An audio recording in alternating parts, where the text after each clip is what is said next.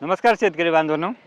टमाटे क्षेत्रात काम करत असताना बऱ्याच शेतकऱ्यांना जेव्हा आपण भेटतो तेव्हा लक्षात येतं की टमाटे पिकामध्ये मल्चिंग पेपरचा वापर सध्या वाढला आहे. मल्चिंग पेपर आणि ड्रीपचा. त्या कारणाने जेव्हा पाऊस होत असतो तेव्हा बऱ्याच शेतकऱ्यांकडून अवधानाने एक चूक अशी होते की पाणी कमी दिलं जातं. शेतकरी बांधवांनो, पेपर खाली पाणी देणं टमाटे पिकाला फार गरजेचं असतं. जर पाणी कमी गेलं, कारण वर जो थुई-थुई पाऊस होत असतो, त्या पावसामुळे मुळीला पाणी मिळत नाही.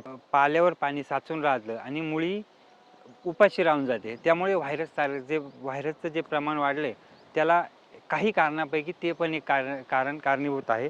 कारण झाडाची भूक भागवण्याकरता ड्रीप चालू करणं, म्हणजे ते पाणी नियोजनामध्ये आपण ठरवायचं की किती जमिनीत ओलावा आहे, किती त्या पिकाला गरज आहे. पण ड्रीप चालू करणे गरजेचं आहे. म्हणजे फार पाऊस असेल, पाळ येत असतील तर त्याला 10-5 मिनिटं का होईना चालू केली पाहिजे. ऊन असेल आजच्यासारखं तर अर्धा तास, 1 तास पाणी दिलं पाहिजे. कडक ऊन असेल तर 4-5 तास पाणी दिलं गेलं पाहिजे दिवसाआड.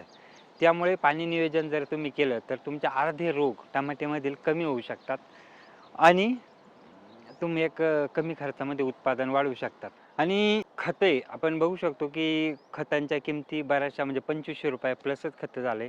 महाजन तर 24-24 तर पुढील प्रिंटिंग ₹3200 आलेली आहे. त्यामुळे रासायनिक खतांचा वापर आपल्याला कमीत कमी करण्याकडे भर द्यायचा आहे.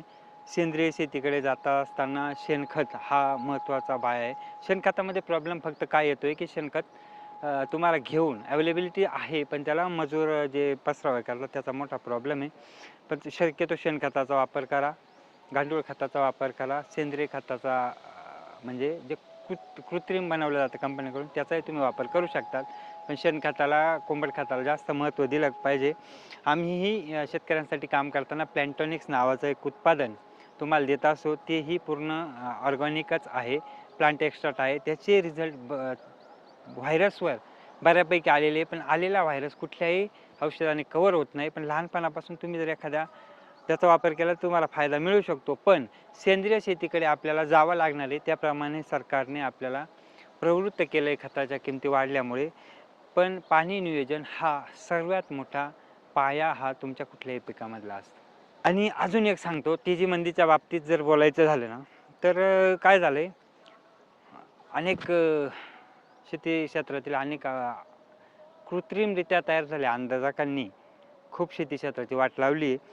एखाद्या पिकाच्या WhatsAppवर, Instagramवर आणि YouTubeवर रील बनवून बऱ्याच प्रमाणात लागवडीला लोकांना प्रवृत्त केले. लावलंच पाहिजे.